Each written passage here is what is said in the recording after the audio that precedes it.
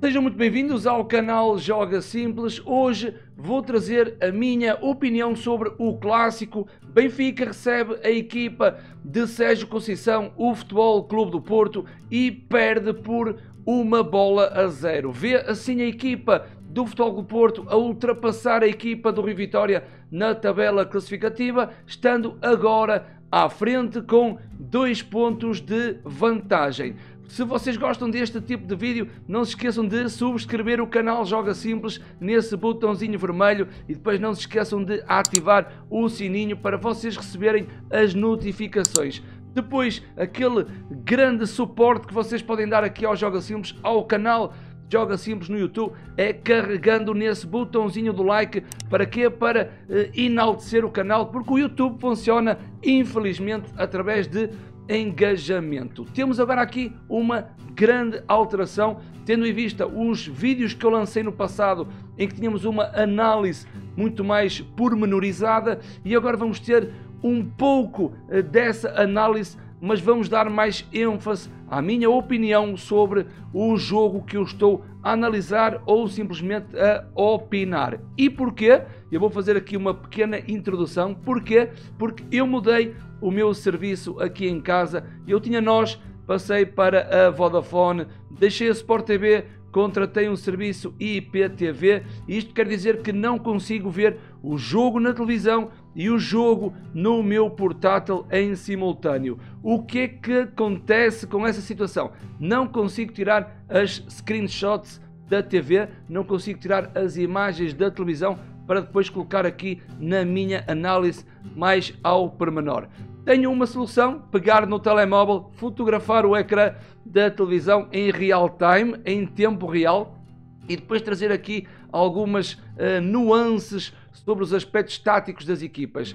Muita gente tem-me dito que os vídeos também não são tão apelativos porque eu analiso intrinsecamente a equipa que eu estou a analisar nesse jogo, com muitas imagens, muitas setinhas, muitas rodinhas, e então vamos passar para uma opinião mais generalizada e não tão aquela análise ao pormenor. Portanto, eu tive que fazer esta introdução para vocês perceberem porque é que eu não trago aquele vídeo tão corrido, cheio de imagens táticas, e vamos passar a um vídeo mais descontraído, dando a minha opinião sobre o jogo e a equipa que eu estou a analisar. Neste caso, o clássico, eu tive com olhos bem abertos para as duas equipas, Futebol Clube do Porto e Benfica. O Benfica alinhou no puro 4-3-3, na baliza tivemos Varela, lado direito para André Almeida, lado esquerdo para Grimaldo, dupla de centrais com Ruben Dias e Jardel. Feiza jogou na posição de médio defensivo, à frente Pizzi e Zivkovic no corredor central, Pizzi um pouco mais à direita, Zivkovic um pouco mais à esquerda. Extremo direito tivemos Rafa, do lado esquerdo bem aberto tivemos Serbi, e na frente Raúl Jiménez, o mexicano, ao serviço da equipa de Rui Vitória. Por outro lado, o Porto começou, na minha opinião, num 4-3-3, que depois, bem cedo, ainda na primeira parte, se desmontou e foi para um 4-4-2. Na baliza tivemos Casilhas, lado direito para Ricardo Pereira, lado esquerdo para Alex Telles, dupla de centrais com Felipe e Marcano, depois uma dupla de médios que funcionava com uma grande dinâmica entre Sérgio Oliveira e Herrera. Na direita tivemos Marega, na esquerda Brahimi, e Otávio jogou nas costas de Tiquinho Soares. Esta foi a estrutura que o Porto começou, mas depois, rapidamente na primeira parte, Sérgio Conceição fez as seguintes alterações. Passou Otávio para a direita e depois Marega foi se juntar a Tiquinho Soares na frente, enquanto Brahimi ficava no corredor mais à esquerda. Ou seja, Sérgio Conceição rapidamente viu que nos minutos iniciais não estava a funcionar e então passou para Marega e Tiquinho Soares para criar e desequilibrar a organização defensiva da equipa do Benfica. E eu, antes de falar propriamente do jogo e dando aqui a minha opinião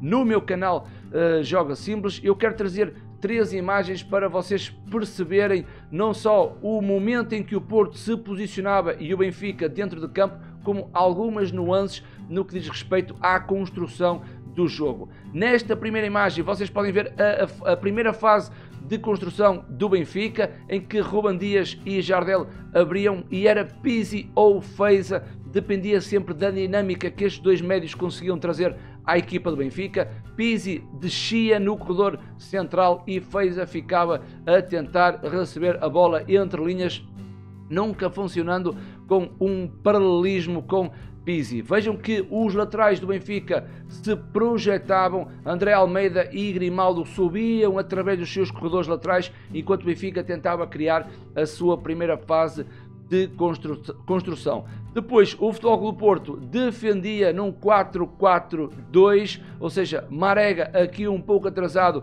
teria que se juntar à linha de Herrera e Sérgio Oliveira, e do outro lado Brahimi. Aqui tentar mostrar como é que o Benfica construía e depois como é que o Futebol Clube do Porto sem bola se defendia. Depois desta imagem, com 2 comportamentos, primeira fase de construção do Benfica e a fase sem bola do Futebol Clube do Porto num 4-4-2, reparem que Marega fechava o corredor do lado direito, em que Sérgio Conceição ainda o mantinha no lado direito e Otávio depois a funcionar como apoio a Tiquinho Soares. E depois o Benfica, na sua primeira fase de construção num 4-3-3, já estamos habituados em ver aquela quase linha 3 em que ou desce Pizzi ou vai descer Feiza. Nesta segunda imagem trago a primeira fase de construção do Futebol Clube do Porto e o lado mais defensivo do Benfica na situação sem bola. Aqui os centrais do Porto, Marcano e Felipe, estão abertos, mas estão a criar a dinâmica porque a bola vem do lado direito e a bola vindo do lado direito, Alex Telles está mais fechado, mas os comportamentos eram quase idênticos à equipa do Benfica. Sérgio Oliveira descia no seu corredor mais central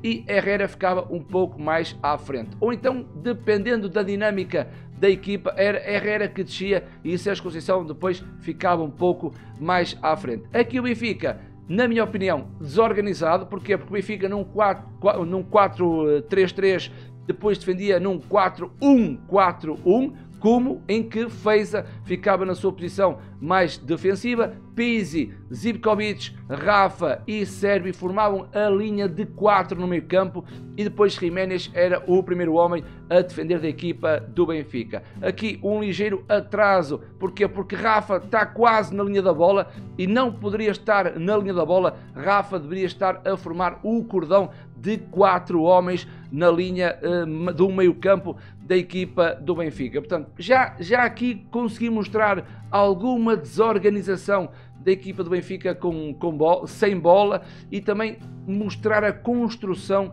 das duas equipas na sua primeira fase de construção.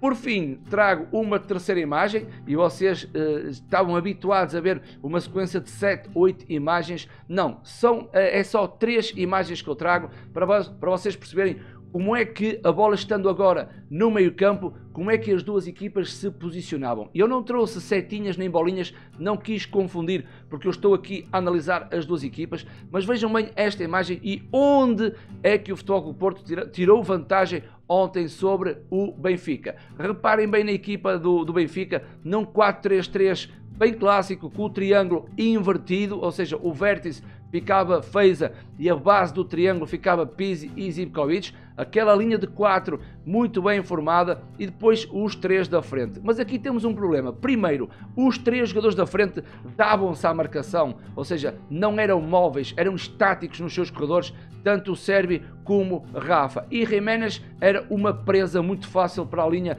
defensiva do Futebol Clube do Porto. Aqui o grande problema é que o trio do meio campo do Benfica basculava muito para o corredor onde se situava a bola.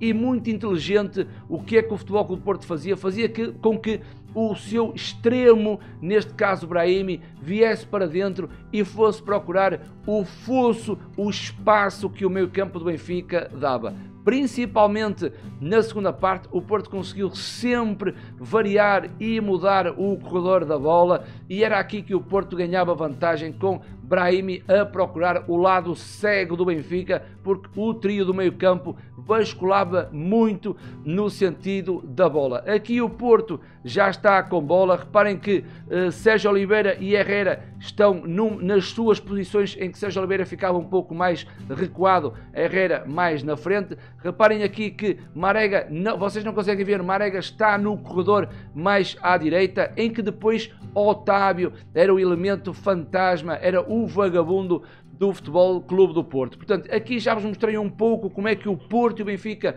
se colocavam dentro de campo no que diz respeito ao seu posicionamento e depois às lacunas que tanto o Porto teve como o Benfica também teve. O Porto também teve lacunas, principalmente na primeira parte, não se encontrou. O Porto não foi o Porto da segunda parte e o Benfica foi mais forte na primeira parte e na segunda parte não conseguiu espelhar o bom que fez da primeira parte para levar de vencida este Futebol Clube do Porto. Eu disse que estas minhas análises iriam ser um pouco mais descontraídas, mas mesmo assim eu vou tentar descontrair um pouco mais para a análise não ser tão corrida, apesar que no YouTube a minha grande preocupação também é o tempo, porque depois as pessoas tendem a ficar aborrecidas com o tempo de vídeo. Eu espero não aborrecer as pessoas com esta minha nova opinião / análise no que diz respeito ao clássico. A minha opinião baseia-se em que o Futebol Clube do Porto, numa primeira parte, não conseguiu anular o Benfica com a dinâmica que o Benfica conseguiu transmitir, não só no ataque organizado, como também em puros contra-ataques. Acho que Rafa fez uma boa primeira parte, Sérvio foi muito esforçado também naquele corredor do lado esquerdo, apanhando um Ricardo Pereira muito forte, e depois Raul Jiménez muito preso no ataque. Era uma presa fácil para Felipe e Marcano, que estiveram muito bem no jogo de ontem à tarde, e depois Zivkovic e Pizzi foram funcionando, foram tendo bola. Porquê? Porque o meio-campo do Futebol Clube do Porto não estava a pressionar mais à frente, nem tampouco a primeira linha, que eu vou já explicar o que se passou na segunda parte. Um Porto com grandes dificuldades, o Benfica com mais bola, mas o Benfica não foi aquela equipa eficaz na finalização para que chegasse ao intervalo a vencer por 1-0. Mas o problema está que o Benfica foi forte na primeira parte, o Futebol Clube do Porto foi forte na segunda parte, mas o Porto foi mais forte na segunda parte do que o Benfica na primeira parte. Foi um jogo em que 5 minutos da primeira parte foram equilibrados, mas depois o Benfica começou a controlar o jogo, até que nos minutos iniciais viu-se um Porto mais agressivo, mais intenso, um Porto que procurou chegar também ao intervalo a vencer a partida, até porque aos 43 minutos há um remate perigoso de Ricardo Pereira, portanto uma boa oportunidade para o Porto ter feito 1-0. Aos 44, um minuto depois, acho que é a chave do jogo, Pizzi está isolado com Casillas e vai falhar o golo. Casillas, grande defesa que faz com que o Porto não sofra o primeiro golo. Um minuto a seguir, aos 45, há um remate de Marega após cruzamento de Ricardo Pereira, em que o remate sai ao lado. O Benfica foi forte, foi. O Benfica teve mais posse de bola na primeira parte, teve, mas mesmo assim o Porto também teve oportunidades para marcar o golo, como o Benfica também poderia ter chegado ao intervalo a vencer a partida. Na segunda parte tudo muda.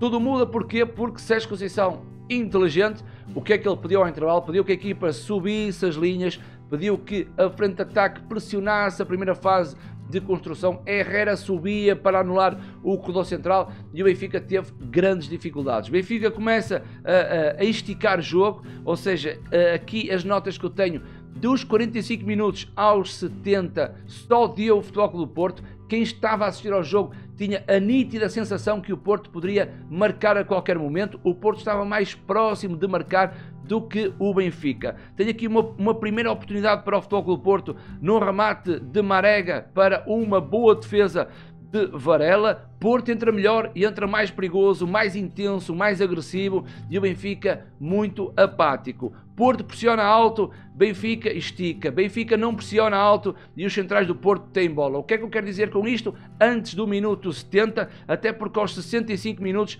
há um remate em arco de Brahimi, descaído do corredor do lado esquerdo, há um remate em arco muito perigoso para a baliza de Varela.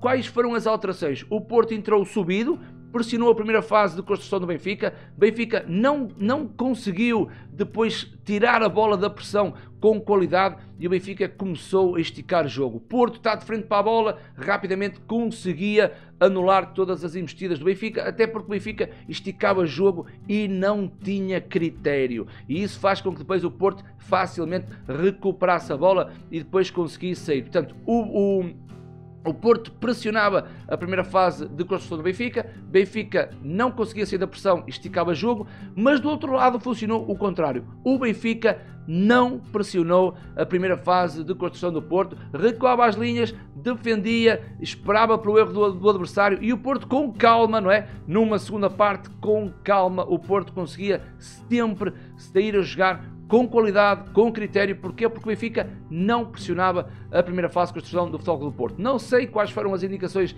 de Rui Vitória. Parece-me que Rui Vitória estava contente com o empate, com o desenrolar do tempo na segunda parte, até que depois, aos 74 minutos, Benfica perde o jogo. Na minha opinião, Benfica perdeu o jogo aos 74 minutos, quando o Rui Vitória vai tirar Sérvi e coloca Samaris ao lado de Feiza. Primeiro erro, Benfica joga em casa e o Benfica não pode estar à espera de um empate. Segundo erro, colocar Pizzi a 10 à frente do triângulo. Pizzi deixou de ter bola, Pizzi não conseguiu ter mais bola e o Benfica cada vez mais recuado, até porque depois o Porto, com a sua forma de jogar, Sérgio Conceição foi fazendo as alterações, entra Corona, sai Otávio, aqui Corona vai para a direita e ficam os dois avançados do Futebol do Porto. Foi dar mais velocidade ao jogo do Porto, foi dar mais largura à equipa do Futebol do Porto, quando o Benfica não pressionava alto.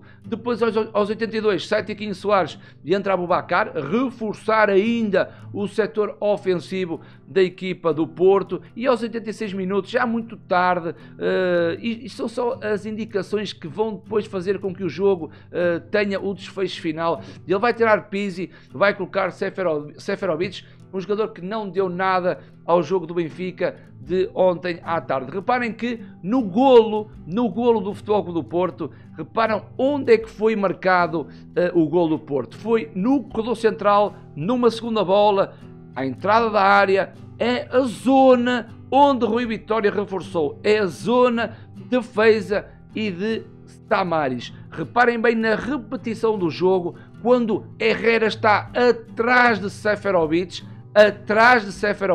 numa jogada em que Brahimi no corredor central tenta tabular com Marega, há um ressalto, Herrera, repito, está atrás de Seferovic e consegue passar pelo jogador e fazer o golo. Passividade enorme por parte de Seferovic e agressividade, intensidade, vontade, querer, ambição do Futebol Clube do Porto fez com que o remate feliz, posso dizer que também foi um remate feliz, violento, conseguisse o Porto marcar 1-0. O Porto vence o jogo em casa de um rival direto pelos pontos na tabela classificativa, vence o jogo e chega ao final do jogo com mais posse de bola. É um mero indicador. Porto 51%, Benfica 49%. O Benfica pode se queixar de si próprio, o Benfica não foi competente, o Benfica não teve um treinador à altura, como eu costumo dizer. Rui Vitória esteve muito mal, na minha opinião, foi fazendo substituições à espera que um empate fosse um resultado positivo. O Porto foi muito mais ambicioso e conseguiu ganhar o jogo no Estádio da Luz, ultrapassando agora a equipa de Rui Vitória na tabela classificativa. Porto está à frente, faltam 4 jornadas, dificilmente agora com esta vitória em que vai elevar os índices motivacionais da equipa de Sérgio Conceição, mesmo com as deslocações à Madeira e a Guimarães. Acho que o Porto está forte. O campeonato não acabou, mas será muito difícil o Benfica conseguir o tal desejado pentacampeão. Parabéns ao Futebol Clube do Porto, foi uma equipa mais eficaz, mais agressiva, mais intensa e foi aquela equipa em que o treinador apostou na vitória, ao contrário do treinador do Benfica, Rui Vitória. Muito obrigado por terem assistido a mais um vídeo aqui no canal Joga Simples, um pouco diferente, baseado mais na minha opinião e não tanto na análise. Digam-me aí na caixa de comentários se vocês gostaram deste tipo de vídeo, em vez de ser só aquela análise pormenorizada. Deixem aí em baixo nos comentários a vossa opinião sobre este vídeo, partilhando mais a minha opinião e não tanto aquela análise pormenorizada.